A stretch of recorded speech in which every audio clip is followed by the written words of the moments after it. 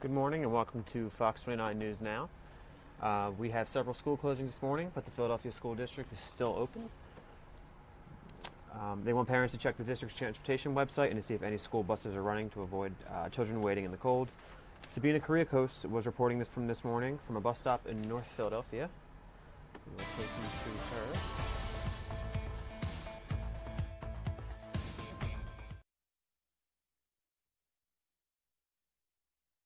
Talk about a rough commute out here in the bitter cold this morning. We have people heading to work and to school because a lot of these city schools, the city public schools and the charter schools, they're starting on time. Earlier, though, we were talking to SEPTA riders, some of them, of course, which include school students, and they were telling us that even just getting to the train station in this cold weather has been horrific, just horrendous. Even a 2-minute walk can turn into something where you're just rushing to get inside and get warm. So here we are talking to some commuters. And we also talked to some students who actually were waiting outside at bus stop. They didn't have the luxury of a SEPTA bus stop shelter or subway stop, train stop shelter. So here they are just describing what it's been like this morning. Listen. It's freezing out there, but it's still better than Chicago. That's right, it is. Yes, it is. I'd still rather be here and have the 3 degrees weather than the minus 20-something, right? I'm going to Florida.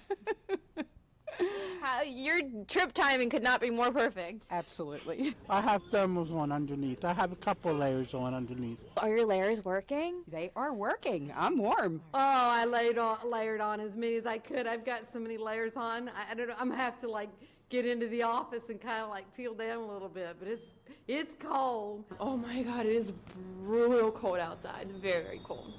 I did not expect that. My legs are in pain. Got the tea hot extra hard today, so getting ready, actually working outside, so. Oh, yeah, we're down at Penn building, so we're cold to cold, so hopefully let's get a half day in or something. It hits you. And your glasses fogged up. I know. Yeah, but it is what it is. You know, it's almost over, hopefully. Fingers crossed. Waiting for my sister to get on the bus. Trying to be a big brother. It is kind of cold out here. I gotta wear 2 jackets. It's real uncomfortable and cold, but I'm kind of used to it because I have to do it every day. I have my jacket, my scarf, my gloves, and this. Oh. Is it helping? It is, sort of, kind of. And back out here, see you have kids just all bundled up, trying to stay warm as they wait here at the bus stop to catch their buses. Again, here in the city, the schools are running on time, so that means the kids, they have to be out, be waiting in this bitter cold, just waiting for that school bus to arrive. And of course, we did have a lot of school buses, actually. Several of them broke down, dozens of them delayed at least an hour, so that's an ongoing issue for these kids as well. But of course, with the parents, you have to send your kid to school on time, so they really don't have a choice. But with this weather, it has definitely been a tough morning if you are going to work or if you are going to school. In North Philadelphia, Sabina Kuriakos, Fox 29 News. Back to you. Thank you, Sabina. The entire area woke up with wind chills below 0 this morning. As our Sue Serio explained on Good Day Philadelphia, it does not take long for frostbite to take effect with those temperatures. Take a look at today's forecasted high of 18 degrees. The record cold was set in 1935 at 21 degrees.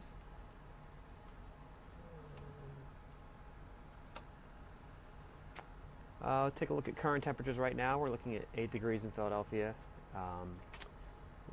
with a negative 8 degrees in Mount Pocono.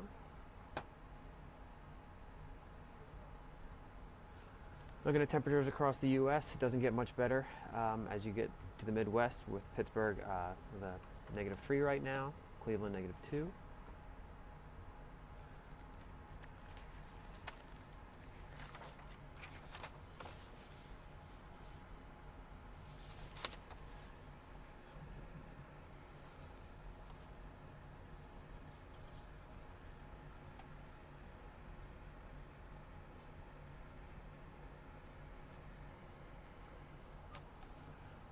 Moving on to politics.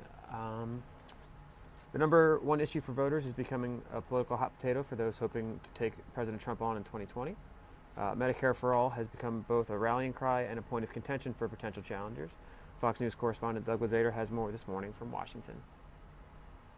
Well, things can certainly change, but right now, health care looks to be a defining issue for 2020, and it has become something of a litmus test for many Democrats. It's enough to make blood pressures rise around the country. What to do about a health care system that is still a major source of angst? I'm glad you asked. Early Democratic frontrunner Kamala Harris is still trying to explain her position on Medicare for All, which calls for a massive expansion of an otherwise popular program that is now primarily for older Americans. Everyone has access to health care, period. And that's what will happen under Medicare for All. But that idea has been championed on the left by everyone from Elizabeth Warren to Bernie Sanders, and it polls really well. One survey shows 56% support Medicare for All. Where there were two words that were put together that everybody likes, all and Medicare. Sure. Sounds great, until you have to sort of explain how that's actually going to work. Because if it raises taxes for most people, 60% suddenly oppose the idea. It's no secret that President Trump has railed against government-expanded health care for years.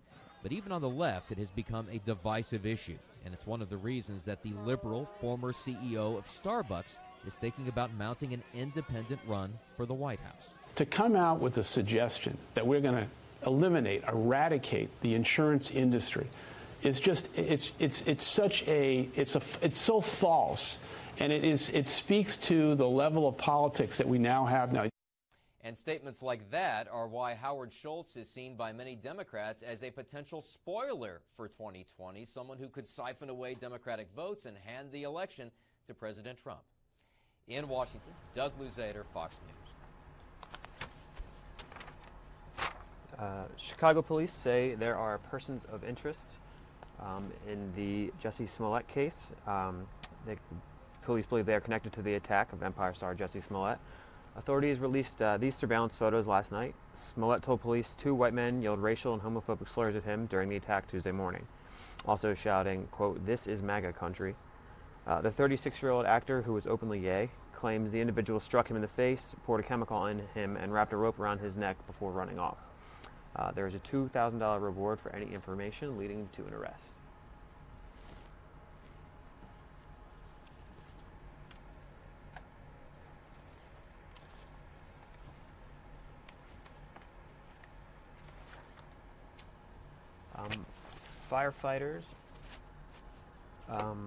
Firefighters in New Jersey spent the night battling a large fire at a landmark New Jersey paper plant amid frigid temperatures. Crews were called to Markle Paper Mills in Elmwood Park yesterday afternoon. So far, no injuries have been reported, and officials believe no one was inside. NJ.com is reporting that the plant's iconic red sign that was visible along Route 80 has collapsed. This is the second reported fire at the site this month, and in 2017, more than 100 firefighters were called to battle a fire at the plant.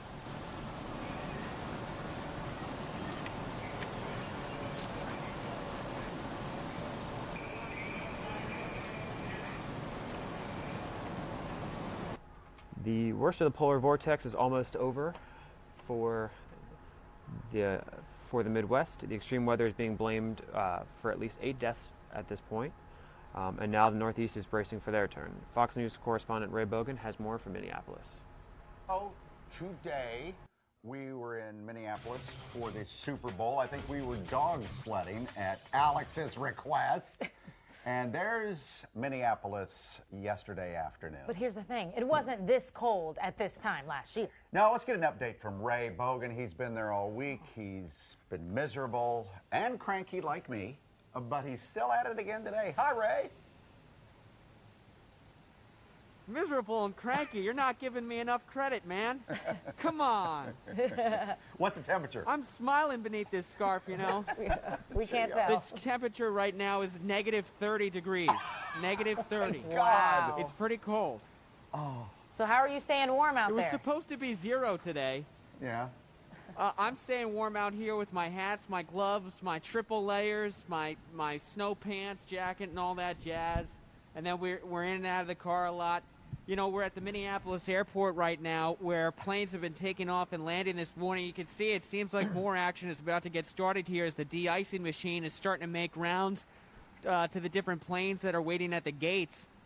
But around the Midwest, that has not been the case. That, you know, Minneapolis has been lucky in that way with the planes being able to keep running pretty well. But, you know, there's been thousands of cancellations and delays in Chicago at Midway and O'Hare there.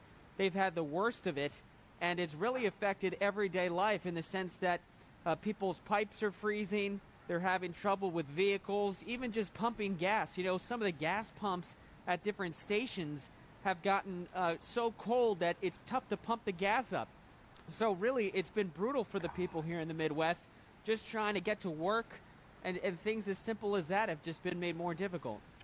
Well, Ray, great job this week. Now, get on an airplane. The reason why he's at the airport, Because he's going to Florida. he wants to get the heck out of there the minute he's done with his report. So go. I'm going Ray. to Atlanta, actually, for the Super Bowl. Good for you. Oh, okay. Well, it's still kind of cold there, but warmer than where you are now. Well, yeah. So. And plus the game's inside. Ray, great job. Have fun in Atlanta. We'll see you probably in Atlanta tomorrow. In Bucks County, District Attorney Matthew Weintraub is warning the public about a man who allegedly prostituted himself while knowing he had HIV. Investigators arrested 57-year-old Mark Kernan for allegedly using his home in Yardley Commons as a house of prostitution since at least December 2017. They also say he previously lived in Philadelphia. District Attorney Weintraub is urging anyone who had sexual contact with Kernan to seek medical attention. In Camden County, police are after this man after they say he sexually assaulted a woman on the Patco high-speed line between the Collingswood and Lindenwold stations Sunday morning. You can also see the truck he got out of at the Westmont station 2 hours before the attack. You're asked to call police if you recognize him.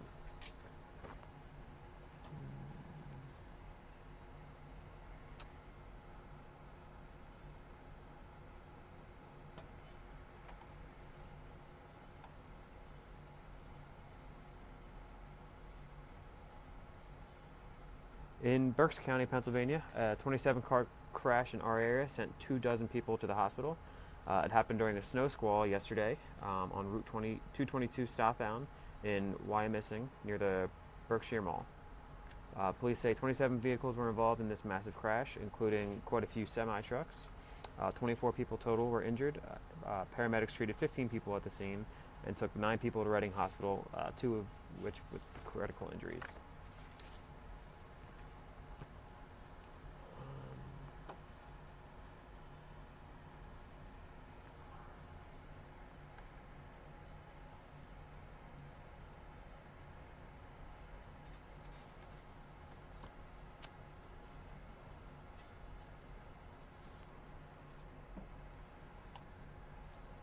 The bitter cold temperatures in the Midwest could be having an impact on the Super Bowl.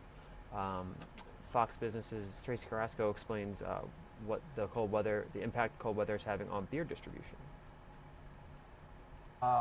Okay, so now you're messing with this. This cold temperature, they're hard enough to take, but it's affecting beer delivery. Now, we've got a Super Bowl this weekend, okay? So that's going to be a problem, Tracy. Tracy, what is this and how would we solve it? Yes, well, in Milwaukee, it is so cold that beer distributors have actually stopped making beer deliveries because they don't want their drivers out in these temperatures.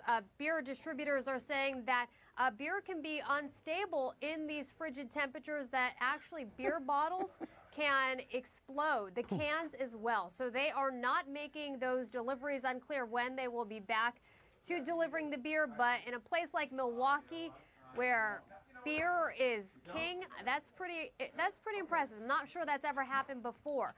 And then in St. Louis, Missouri, 2 Chick-fil-A restaurants there. They were supposed to open up today, but they typically have these giveaways of free food to the first 100 people who are waiting outside. People camp out at these events to get the free food. Well, they've canceled the giveaways because they don't want people waiting outside in the cold temperatures.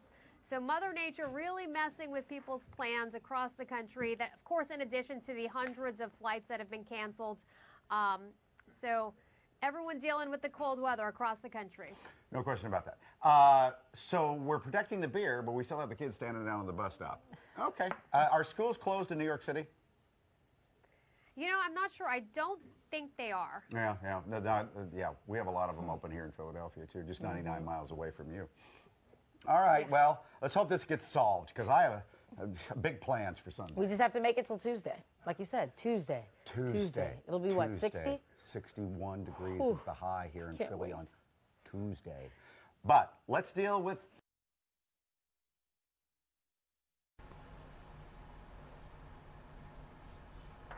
looking for a way to warm up. It's no coincidence that it's National Hot Chocolate Day. From s'mores to peppermint, our anchors made their favorites this morning with a good day version. Okay. what's your name? I'm ready for hot chocolate. I think we all are. It's okay. It's okay. It'll be fine. It'll be fine The because show's kind of loose. once we get the hot chocolate, we're going to feel nice and warm. All right. Hopefully we'll feel as warm as Mike. Oh, hello. Hi, Kendra. Hi, Kendra. Hey, guys. Hey, Kendra, where are you from? I'm from South Philly. No, I mean, what's the company? Now? Oh, I'm from Turning Point. For the love of God. I I know you're from South Philly. Yes. Good to see you, Kendra. Shout out to South Philly. Shout out. All right, we're from Turning Point Restaurant. Hey, thanks for being here. How you been doing? I've been doing just good. The cold's been beating me up. Right, but you guys have several different types of hot chocolate, yes, right? Yes, we do. Right here we have our traditional hot chocolate. Okay. Covered And what with- makes your traditional special? It's just regular hot chocolate, whipped cream with chocolate syrup on top. Okay. Then we get a little freaky over here. Oh, freaky. All right. So we got our s'mores. This is how we warm up here. So we got whipped cream on top, marshmallows, graham cracker crumble. There we go. We got our s'mores. I like how you did the crumble there. The crumble right there. So then we have our peppermint hot chocolate here. I'm a big fan of peppermint. Can I just take a little sip of that one? Yeah, go ahead. Excuse me. Oh, there's a little peppermint on top. It's got a little red on top. Yeah. Yeah. Are you going to be... You okay? You're gonna be okay with that? Now that's an interesting take on the hot chocolate. Yeah? I love it. Seems like the peppermint would be good. Oh, I love it. Okay. So then what's this one? So then we have our Reese's. So it has peanut butter inside, warm peanut butter with hot chocolate poured on top, whipped cream, chocolate, and then Reese's Pieces thrown right on I top. wish you guys could see the way she's describing this. Yeah, that's how you because gotta do go it. ahead, do the spring Like that. Just like that. I'm better okay. than the salt guy. Yeah, the salt bag. Yeah, you There you go. Kendra, I'm gonna try Alex's this one. favorite candy is Reese's I peanut butter love cups. Reese's there she goes. so much. I'm This is so the excited. Perfect person to try this one. Let's go, girl. Here we go. Look at the size of the There's mug. so much whipped cream. Why is there so much whipped cream? Because it's not a hot chocolate without the whipped cream. Got milk? There we go. Yeah, really? Do they still do those? They should. That's a lot of whipped cream, seriously. Okay, so let's make another one here. All right. What's this? So we're gonna make a good day nor'easter. Good day, Philadelphia. Good day Nor'easter. for Philadelphia nor'easter. Okay. All right. So it's half chai tea. Ooh. I like tea. You like tea? There we go. We're gonna do half hot chocolate milk. Half There you chocolate go. milk, okay. We're gonna top that with some whipped cream. I'll take this. You know, I might be whipped cream I'm going getting everywhere. You. I'm sorry. I might be out. You know, I like to put all the whipped cream on Yeah, top. we know. We can tell. There we go. I can't get enough. Kendra? Okay. Yes. How much is your whipped cream budget over there at Turning Point? You know, they get on me about food costs. We're not gonna go there. All right. So then we got our Blue Rock candy here. Ooh. We want to top it with some chocolate chips. And what made you come up with some of these items here for us? Is this what you think of when you think of us? When I think of you, we got rock candy? Yes. Bam. That's a cotton candy straw. Look at that. A cotton candy straw. So Because you're so sweet. She's so sweet. That's you. She's the chocolate chips, and I'm the blue ice. There we go. You're not blue steel, you're just blue ice. Yeah, blue ice or yellow ice. And this straw really works? Okay. Yes. Oh my gosh, I still have... So let me give you this one Okay. over here for you over here. Let's get you some rock candy so you can try it Yeah, too. put some extra rock candy on there. There we go. I can't get anything out of that. Here you go. Extra chocolate chip. Right. Do you drink this every day, the hot chocolate? I gotta warm up. I gotta start early. I would if I were you. Okay, the chai tea and the chocolate, it's a great mix. What was that? What is this? That's a cotton candy straw. Although I'm not getting anything through it, are you? I'm not getting anything through it. Yeah, either. I just had to go for it. Too much whipped Just got to cream. go for it, man. It's never enough whipped cream. Dang, that's good. It is good. You guys should really offer this. Put this on your menu. I'm Here just we saying. go. Or if Got you it. guys can go up and request it at Turning Point. Yes, you can. You can Okay. come to our location at 925 Lancaster Avenue, Bryn Mawr. Come and see me. All right, shout out to Bryn Mawr. Turning Point. These are all great. Let me go all back to the necessary. peppermint. Let's go Kendra, back to this the is peppermint. really good. Here we go. My gosh. Thank you very much. Thank you. Linwick. Oh, yeah. Hey, I don't know if you remember this or not. We have.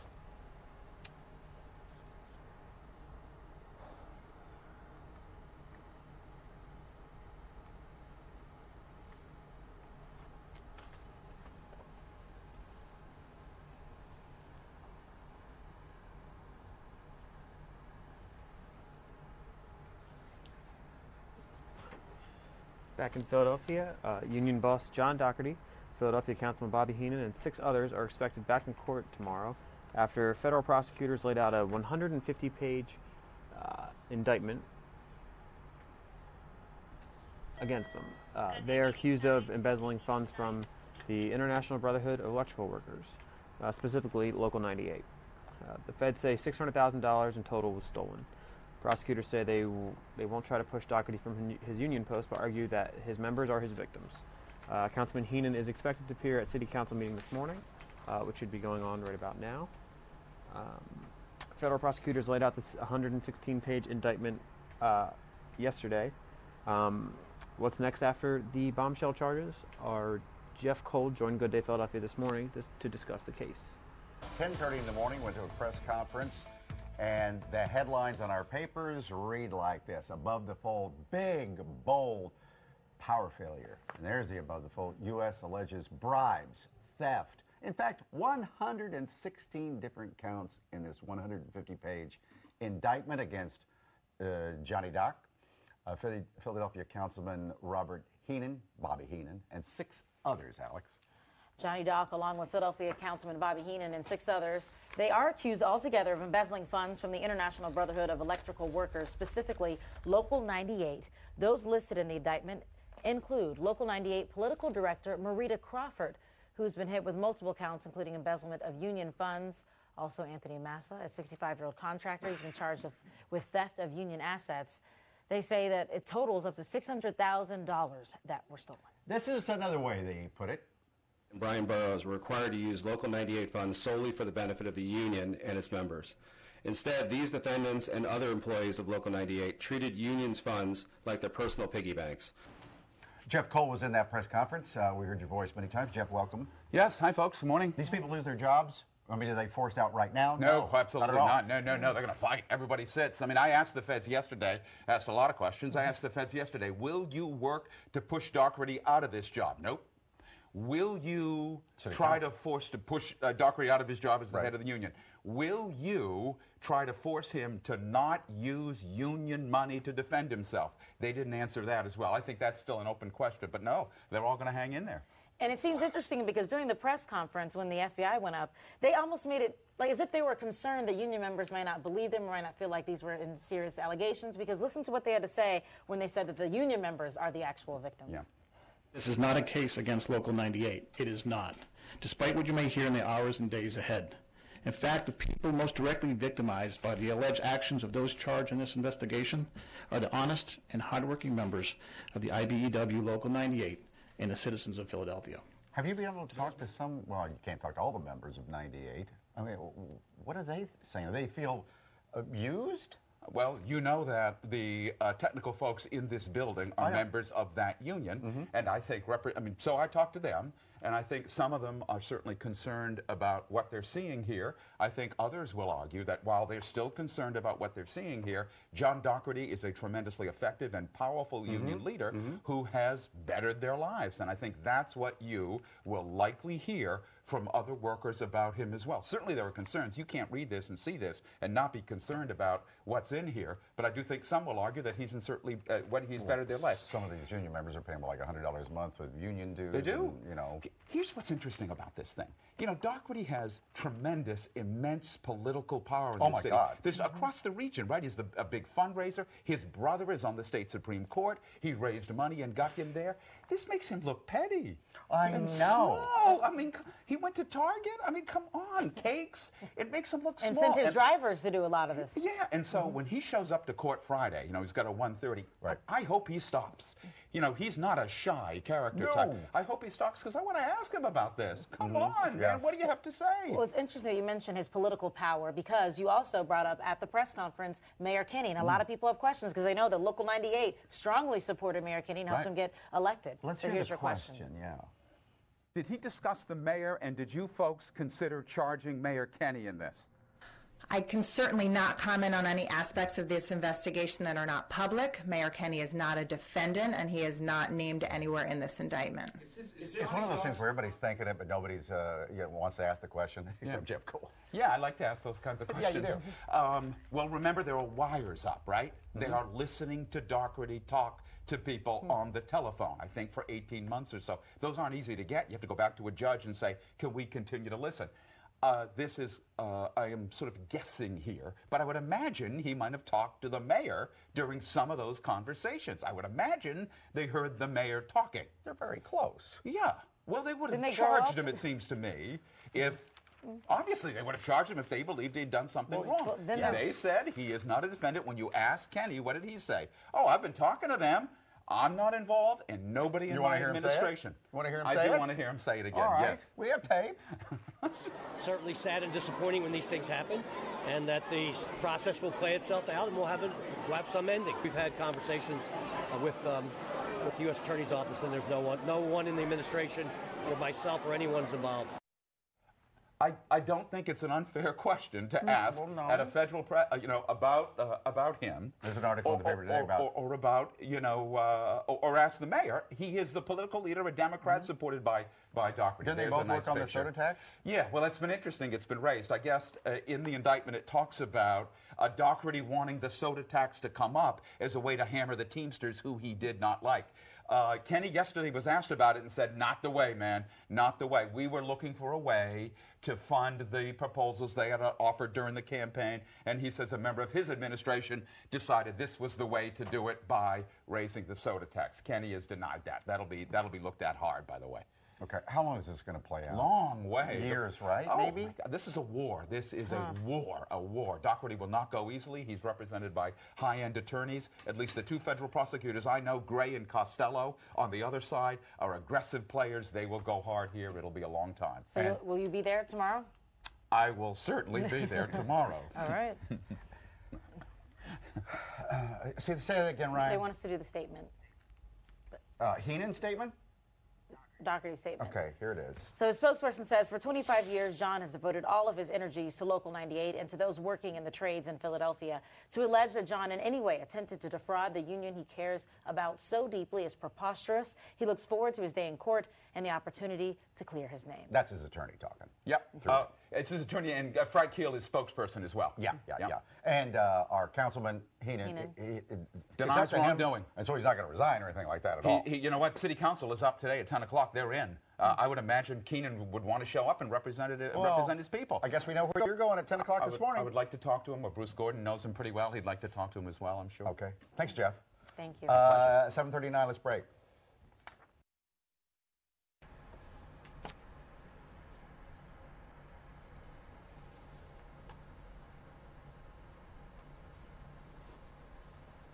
.30 in the morning, went to a press conference, and the headlines on our papers read like this: above the fold, big, bold moments. Okay. What's your name? I'm ready for hot chocolate. I think we all are. It's okay. It's okay.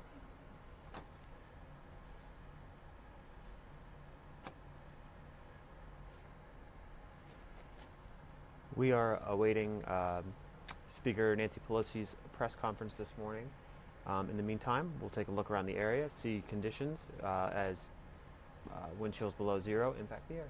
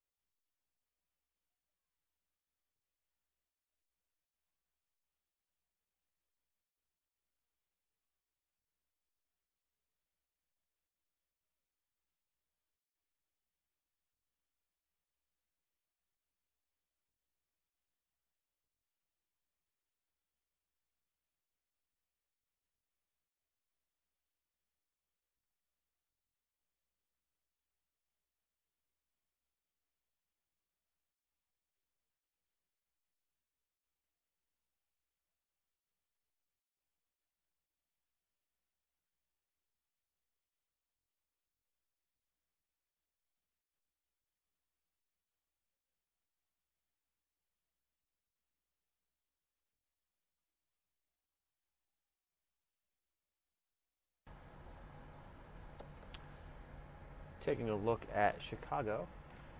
After temperatures in Chicago nearly dropped to an all-time low during a brutal two-day cold snap, the city is expected to now see a sizable snowfall starting Thursday night. Thursday morning, temperatures dipped to 21 degrees below zero, minus 39 degrees with wind chill, according to the National Weather Service. That was just 6 degrees short of the January 20th, 1985 record of the lowest temperature ever recorded in Chicago. The Weather Service initially hinted a possibility that Thursday morning could shatter the 1985 record. It seems, however, the absolute closest Chicago could get to the frigid minus 27 milestone would be minus 23 degrees sometime Thursday morning. Temperatures aren't going to get much better, with only climbing to a high of -1 Thursday, with wind chill values remaining as low as -43 degrees, according to the Weather Service. Chicago's looking at about 1 to 3 inches of snow to begin falling around 4 p.m., and more flurries are expected to arrive later in the evening, early morning Friday.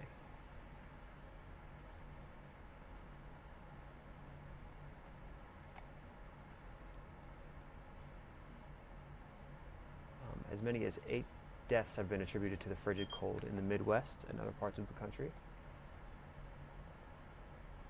including an elderly Illinois man who died of exposure after authorities say he fell trying to get into his home. Also in Chicago, 2 children were found walking alone in the Chicago suburbs, and they too were hospitalized for cold exposure.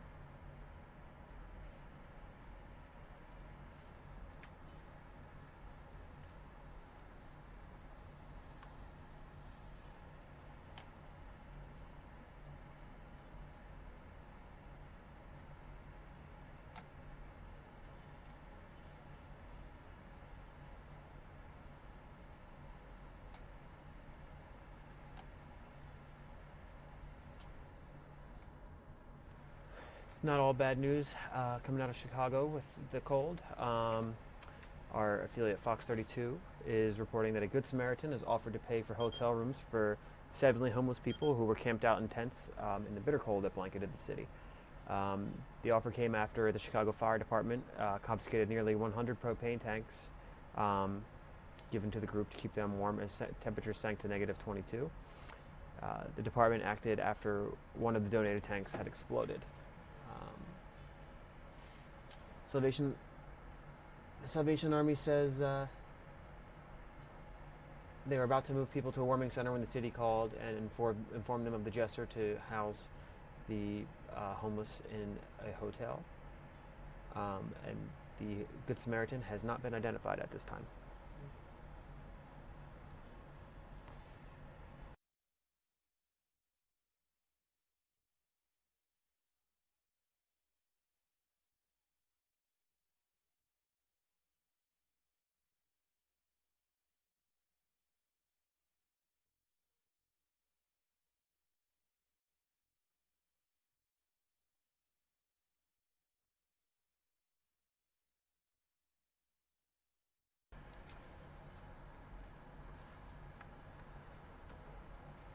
Overnight, firefighters in Camden, New Jersey battled brutal conditions, fire and ice, as they battled a fire that seemed to take over 2 vacant buildings in Camden.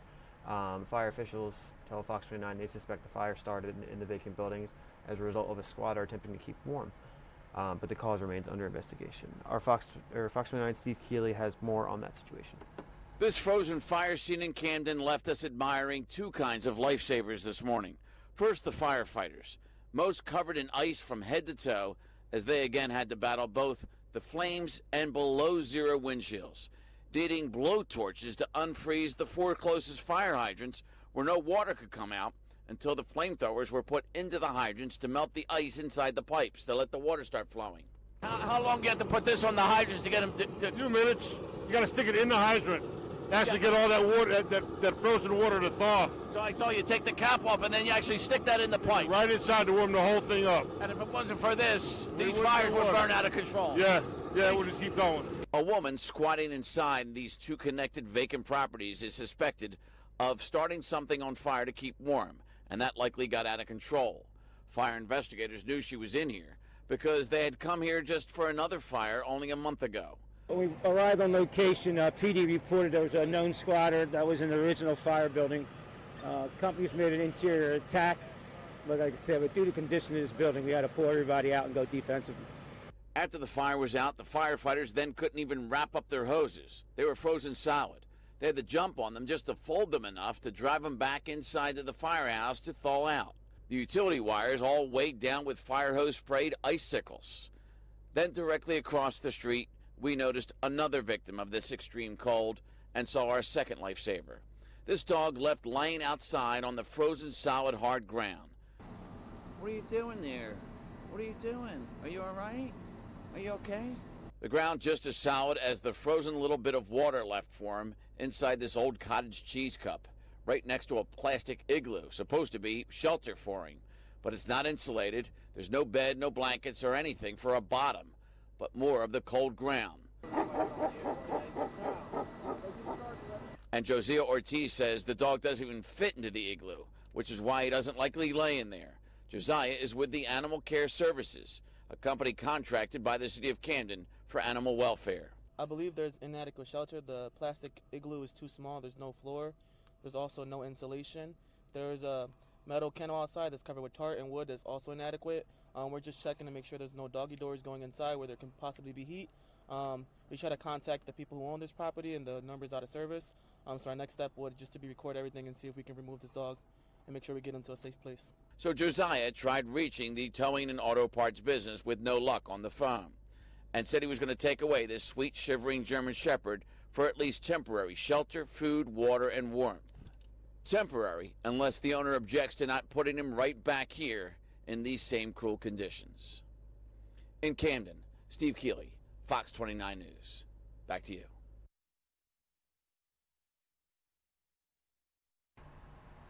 Thank you, Steve. We'll now take a quick look at the 7-day forecast before we take another look around the area as we await Speaker Pelosi's press conference today. Today, we're looking at just a high of just 18 degrees. That's not including the wind chills, which will feel below zero most of the day. Things won't get much better tomorrow either, with snow showers possible in the afternoon and evening. A high of just 23 and a low of 12. Things start to warm up come Saturday with partly sunny skies, a high of 39 and a low of 16. And then Sunday, we really start to warm up, get to almost 50 degrees with some more sunshine. Monday, we finally hit 50 again with a high of 52 before Tuesday gets to almost 60 with a high of 59. Susario thinks that's going to feel a lot like spring. Wednesday, we're looking at a chance of showers with a high of 54. Go back now and take a look around the area as we await Speaker Pelosi.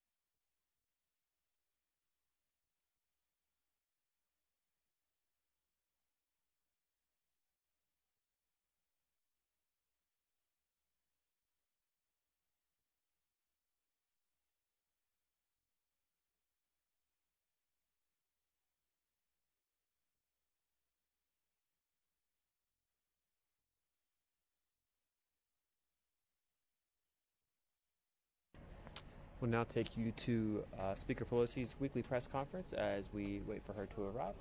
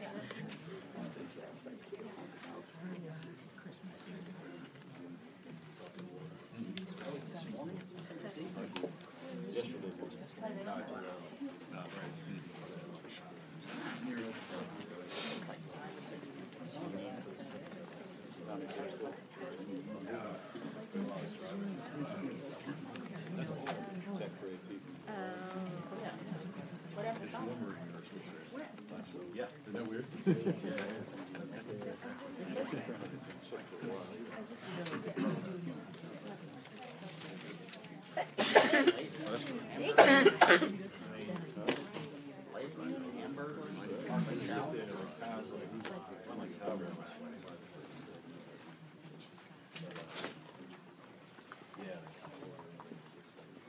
Hello.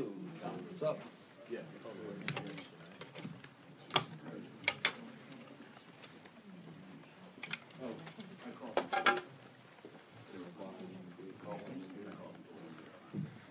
No, we're in a good time. Take a picture. Take a picture. Does that include behind you? You're doing well. Yes. Oh, okay. Yeah. You can have it.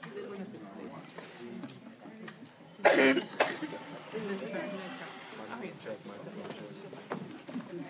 So, I know there's a lot of like. Test 1, 2, 3, 4, 5. Bottom line.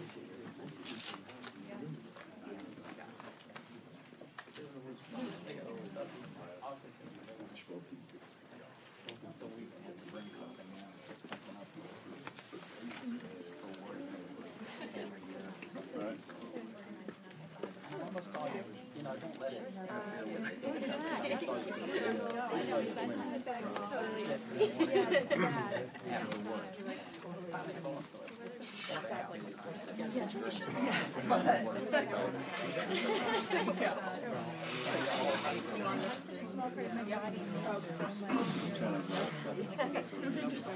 Wherever they send you?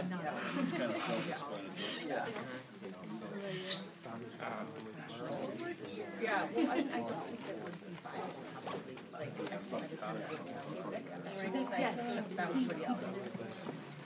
Yeah.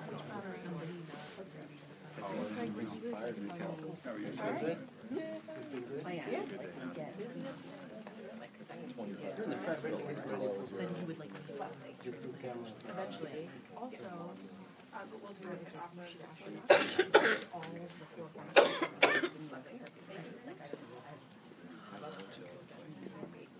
and if you get more than transparent, you never do any therapy because you're unimmunosuppressed. Right. So you fight them over generation.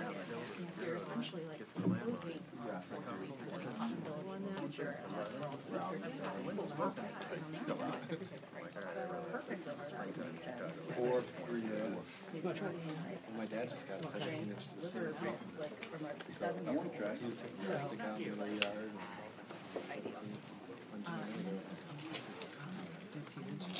But they're going to do some construction sales. I'm supposed to visit him on the way back to Mexico City.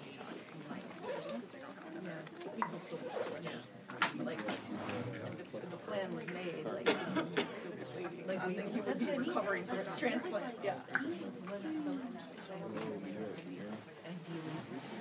Yeah.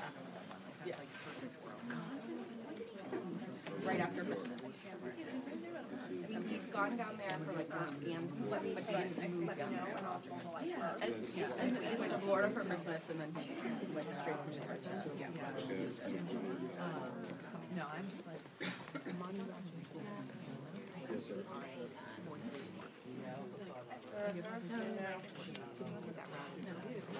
Exactly.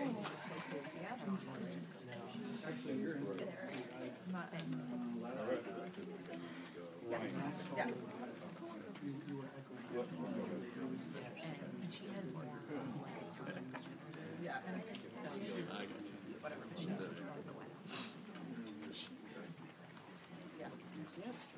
As long as it's such a projector that it's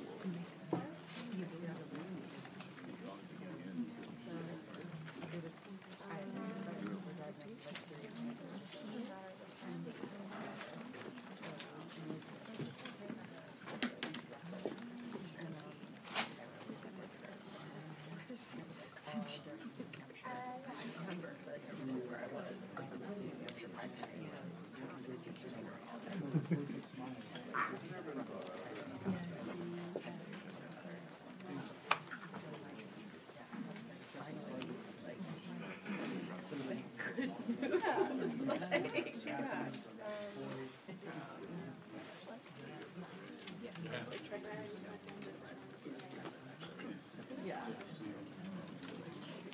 I know about her story. Yeah. Like that you're yeah. Yeah. Wait, I'm sorry, what? I have the essential yeah.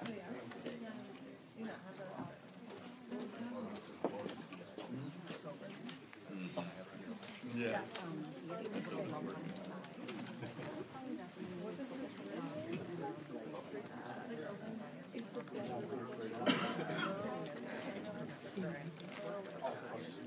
And like where I was trying to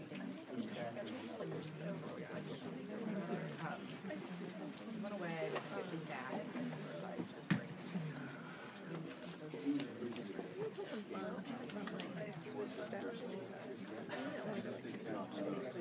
No.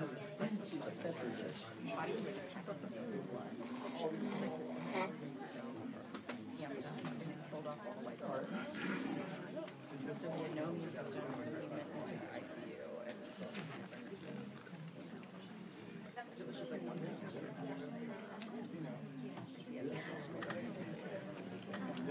Yes, I'm still here. There's literally nothing going on still. Come back anytime to me. Talk to hold on, talk to me. So, yeah, I mean, like, all right, stand by. We're going to do it right now.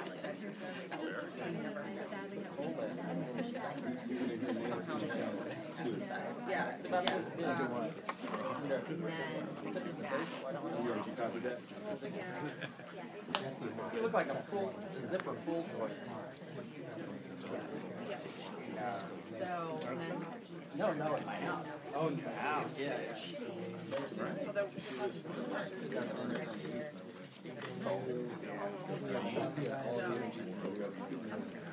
Hey, New York, can you talk to him on this? Yes, I can. Okay, he's got it. We're all set. Yep. Hold on.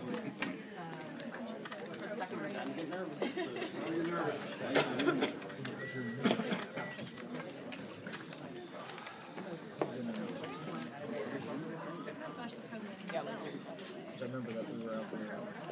No, I wish it was fun. So that last one, finish our move or something. they were great. Have you seen the new firmware update?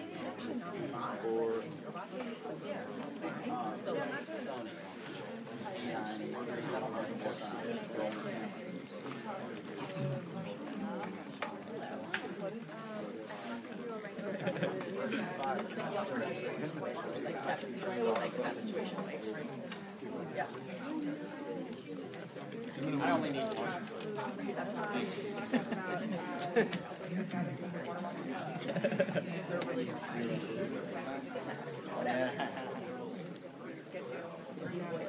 She comes out late.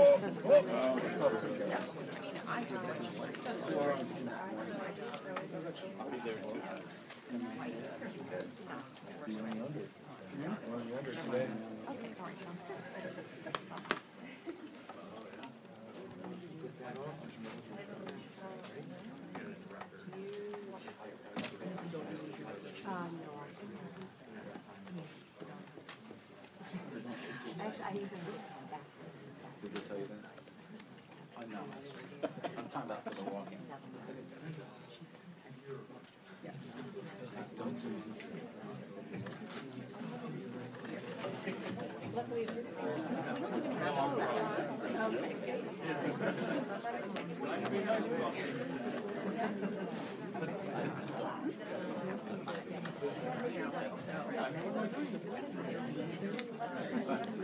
You ready for it?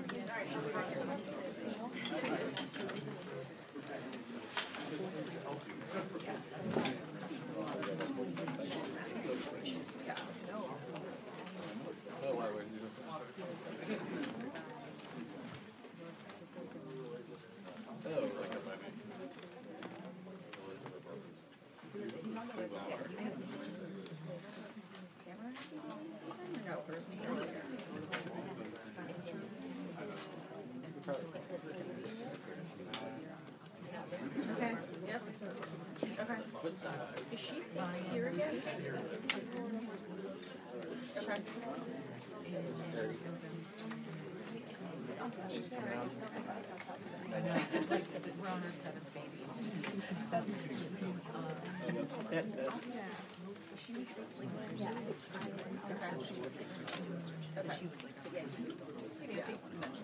Do you know what the Senate vote is?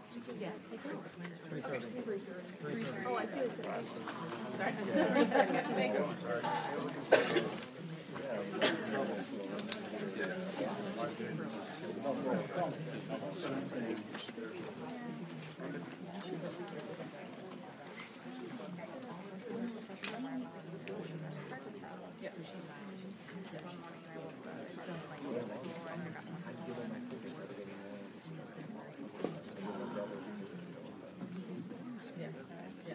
It's 4,300.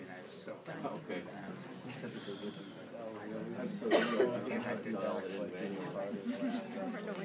Yeah.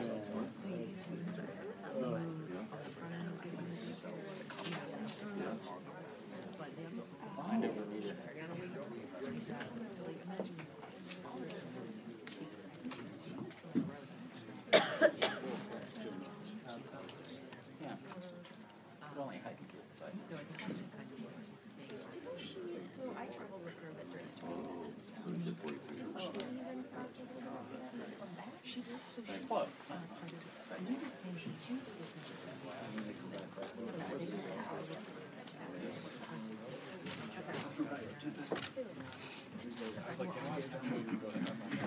And they genuinely lead to stuff. And she did come to the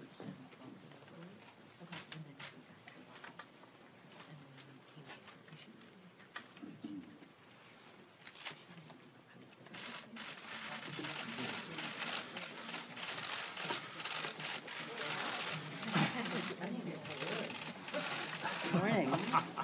You're talking about the Warriors or politics? Anyway, it's always preference. It's all about the numbers. More points, more votes, more whatever. So here we are. Thank God government is open again.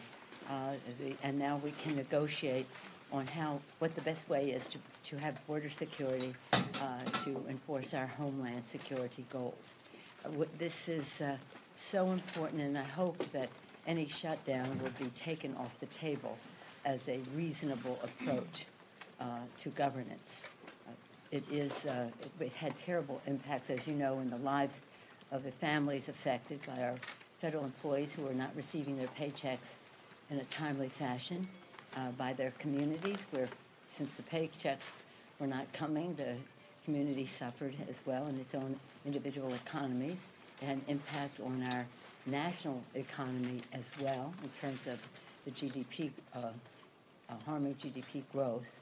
It's harmful to our veterans, many of whom, a third of the federal employees about 31% or a third of our federal employees are veterans, and for veterans, if many of them have their jobs because they have security clearance, and security clearance is affected by your credit rating, and your credit rating is affected by your ability to pay your bills on time. So there was such a negative impact, and hopefully we can do something to help our contractors because they aren't not getting paid under the present formulation of things, and there's some initiatives coming forward to help those, especially our low-paid contractors. So we know what the consequences of a shutdown are, and so yesterday we had two bills on the floor. One of them to say that a shutdown is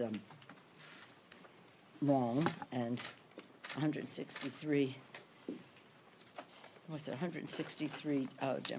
Republicans voted no to a resolution that said shutdowns are wrong.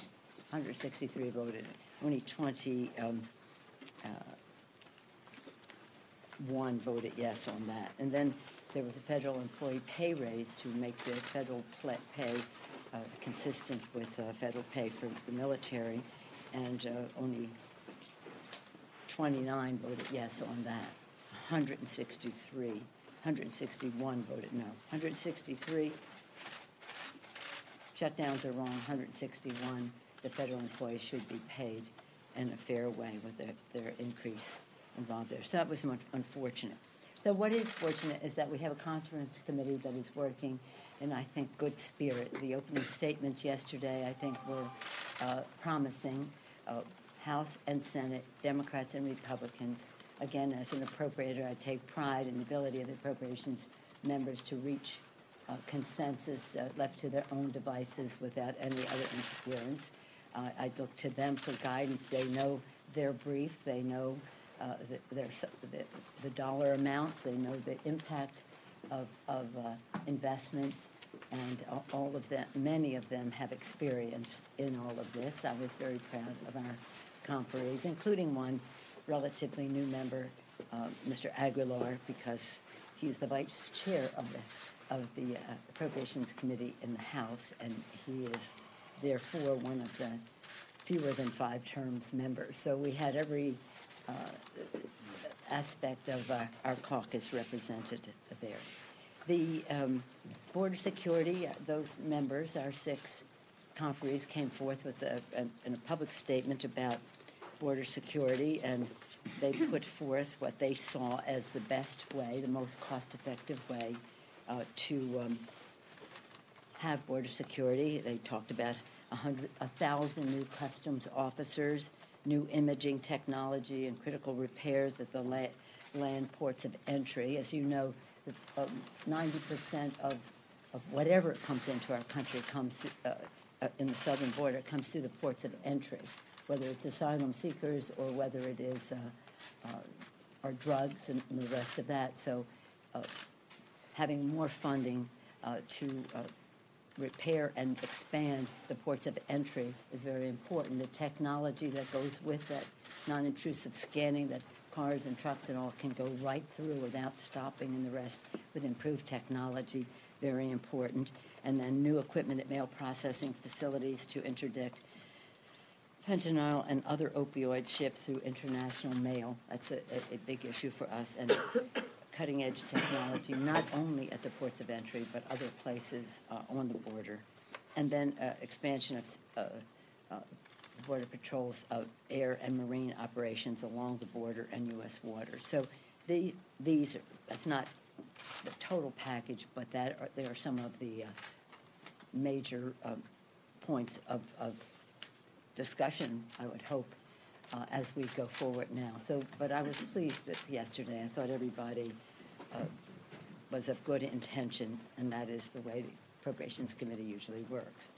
As this all goes on, we have been, since the election, preparing our For the People agenda, lowering health care costs by lowering the cost of prescription drugs and ensuring that pre-existing condition benefit continues, lowering health care costs, increasing the paychecks by building the infrastructure of America in a green way from sea to shining sea, and H.R. 1, which is moving along, our integrity in government, to increase the voices of the American people, and so that they know that the people's agenda will happen and not the special interest agenda.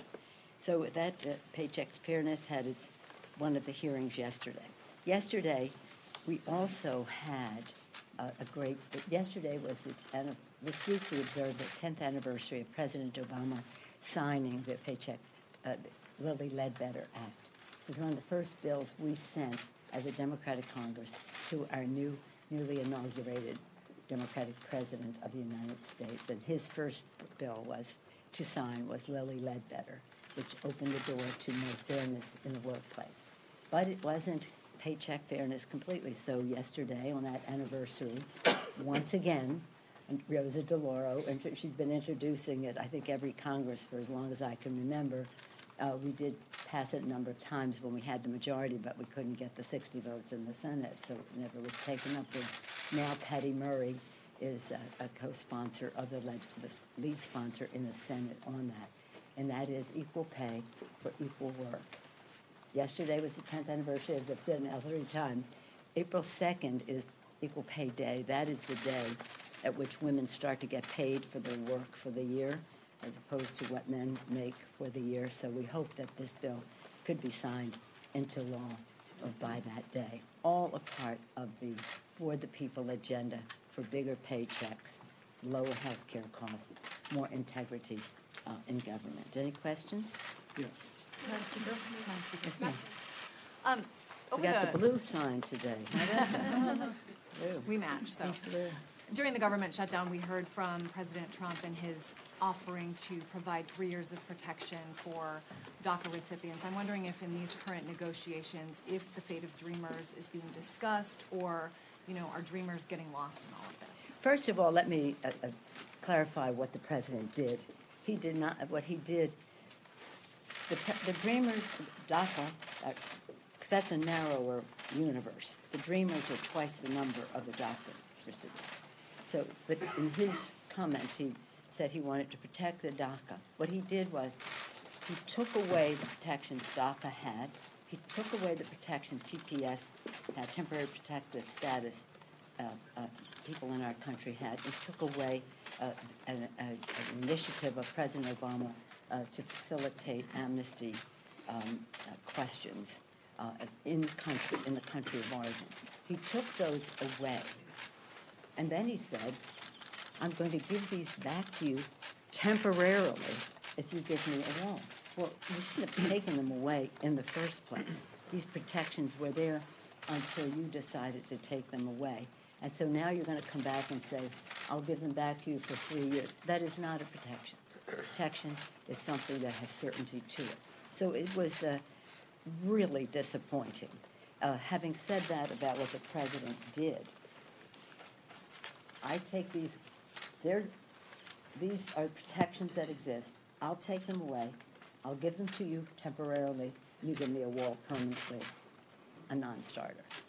And then in terms of this negotiation, it's up to the conferees to negotiate, but the point is, what is the best way to protect our border? And you've heard some of the ideas that are there, many of which the president talked about in that speech as well. We recognize, as I said, 90% of what we're concerned about, whether it's drugs or whatever comes through the ports of entry, let's make them stronger with roads to go with it so that we can facilitate commerce and tourism and immigration, and first and foremost, security. You said that earlier, just a minute ago, you said that the committee should be left to a consensus of its own devices. Yes. Whatever the product is, are you committed to allowing a floor vote? Whatever conference agreement that they have, are you committed to bringing that to the floor for a vote? Well, if they come out with a bipartisan consensus, of course. Even if it includes border wall money, though? We're not having a negotiation over this right now. They're having a negotiation over it in there. There's not going to be any wall money in the legislation. However, if they have some suggestions about certain localities where technology some infrastructure, as I said, about the ports of entry. We might need more ports of entry. We might need some roads. That's part of the negotiation. It is not a negotiation for the president to say. It's what Congress, what did he say today? Congress is, it doesn't matter what Congress does. I knew that he wanted it all to himself. I mean, oh, really? A president who wants to have Congress be completely irrelevant in how we meet the needs of the American people? No, come on. So let them work their will. I'm an appropriator. See, that's where one of the places I was forged. Intelligence. Should we go to that subject on the president? Intelligence and appropriations. And they know their brief, they know their limitations in terms of financial resources, and they have to choose the best way to use the money for the American people. So I have confidence in what they can do. Madam Speaker, Mitch McConnell indicated earlier this week he might be open to supporting legislation that would end government shutdowns in a permanent way. Would you support legislation to effectively outlaw government shutdowns? Well, yeah, but there's so many possibilities on the table that I don't think that should be part of this agreement, because there's not a consensus as to what that would be. If there is a consensus, maybe it could be. But we have to, just so you know, in order to have a bill signed by the president by the 3 weeks, we have to have a signed conference report by next Friday. So we only have this week plus 1 day, with the State of the Union in between, to get this done in order to then bring it to the floor and have it on the president's desk. So to the extent that we can keep it simple, what is this about? This is about border security, homeland security, which is a bigger issue, and it's about the 6 other bills that need to be passed in order to completely open up government, but which are not controversial. And again, I feel confident about the ability of Congress to do the right thing in that, respecting the differences of opinion might be there, but that's what a negotiation is about. So could there be a consensus? I know at least 3 different versions of the story. And you have to have consensus, keep it simple. It's something that can be injected there. But certainly we should not have any more shutdowns. Thank you. You often talk about the diversity of viewpoints in the Democratic caucus in your group. There are pro-life Democrats in your group. Considering the comments from Governor Northam yesterday, how does that make it harder for pro-life Democrats in the party, and does that cause problems at all? I'm sorry, I just don't know what he said yesterday. Speaker Are you going to ask a new question, or is it the same old, same old? On Friday, after the Roger Stone arrest, you put out a statement saying the president's continued actions to undermine the special counsel investigation raise the question, what does Putin have on the president politically, personally, or financially? Do you really believe that the Kremlin has something compromising on this president? I think it's a question, but by the way, I've been asking that question for 2 years, almost as long as you've asked me, is there any money for the wall and the bill? No, I've always said that. What is this? What is this? Something is wrong with this picture. Yeah. Nancy, you talked about intelligence, and obviously your counterpart in the Senate, Chuck Schumer, sent a letter to the DNI yesterday. I just learned that. Are you planning to take any further action given the discrepancies between the president and his intelligence advisors when it comes to global hotspots? Well, I think what the public saw this week was the fact that the president has not paid attention to the intelligence that has been given to him on many of these subjects. I thought it was courageous that the different heads of different aspects of our intelligence community spoke truth to the country and to power. Their opening statements are usually vetted by the White House. So they made their statements, and also they answered the questions. I'll see what our intelligence, I'm very proud of Adam Schiff and the members of the Intelligence Committee as to when they will have that particular presentation made to the House Intelligence Committee in open forum. There may be some closed activity with the Appropriations Committee. I'm not sure about that. It was stunning. And as I say, as one who started in the early 90s as an appropriator and one who served as a ranking member, the job that Adam Schiff had until he now became chairman, and then ex officio for all the years I've been leader or speaker of the House, I track this very closely. And one dismaying factor of it all is that the president just doesn't seem to have the attention span or the desire to hear what the intelligence community has been telling him. So for him to make the statement that he did yesterday, that's cause for concern. And what's the practical implication of that when it comes to keeping our country safe? Well, I think that it's important for the Republicans in Congress to recognize that they have to weigh in with the president to say, you can't act without knowledge. The intelligence community is there to be a protection for the American people. When I started all those years ago, it was about force protection. I've shared this with some of you. It was about force protection. It was about other overarching issues, money laundering and those kinds of things and how they affected our security. But then, of course, the anti-terrorism initiatives in the 90s emerged, and you know much of what has happened since then. But it is a real protection for us to keep us from having to go into initiate hostilities, or if we do, to make sure that we have the intelligence to protect our men and women in uniform, and also to fight terrorism in its many forms. So for the president to say almost, again, we don't need Congress, and I know more about what's happening in our threats in the world, worldwide threats, than the intelligence community, even though I haven't paid attention when people have described it to me. That's a cause for concern, and I would hope that the Republicans in the Congress would either have an intervention with the president about that or recognize the problem that it faces to our country and take some congressional action.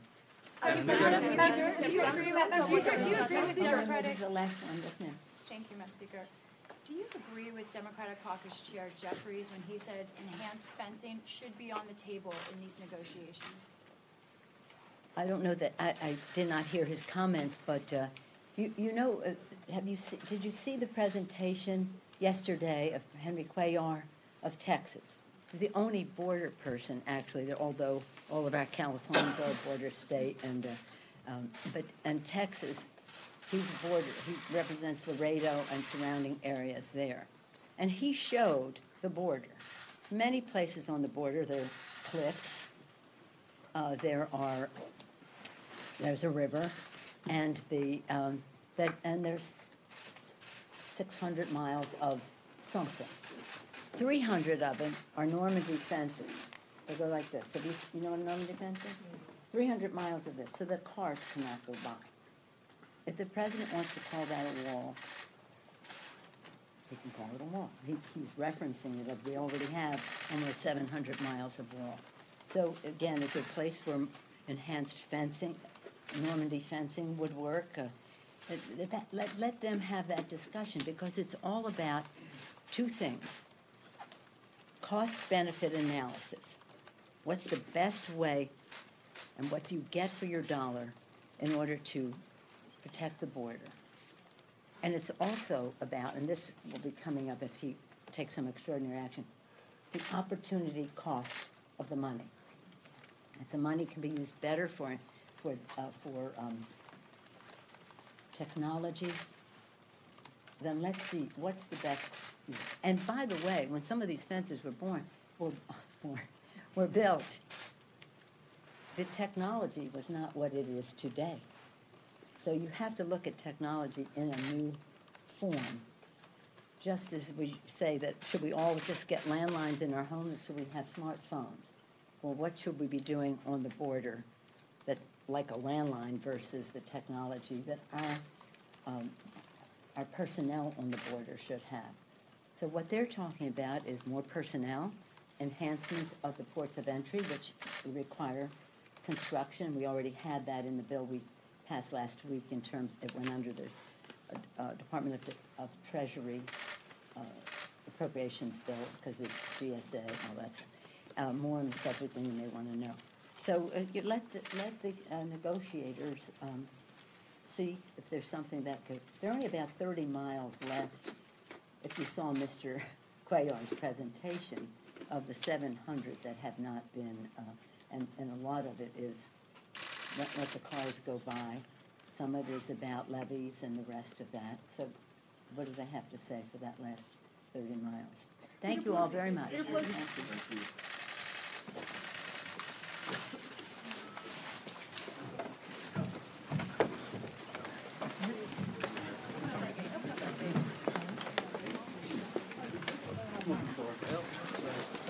Just walked in.